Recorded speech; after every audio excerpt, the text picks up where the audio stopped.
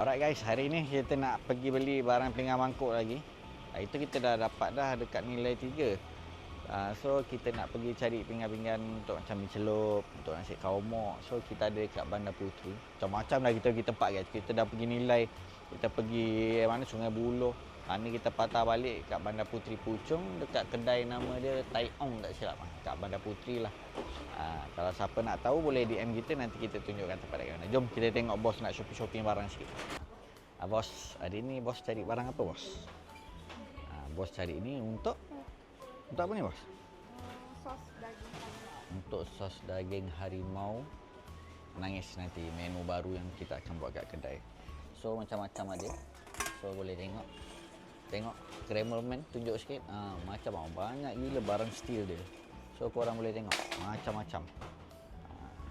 Segala benda korang nak. Korang boleh dapatkan ni tengok. Sudip-sudip. Senduk-senduk pun ada. So kat sinilah barang yang ada. Apa yang best? Sebab barang kat sini banyak pilihan.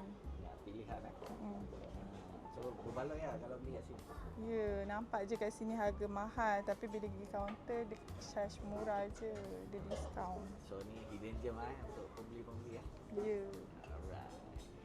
Alright. Tengok kan, busy mencari pinggan-pinggan lagi. Tengok guys, dia memang banyak gila pinggan tau kalau korang boleh tengok.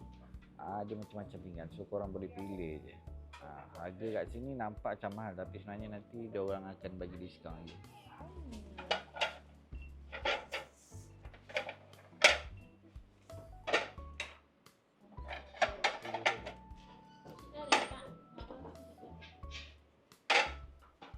Dah menghampiri guys.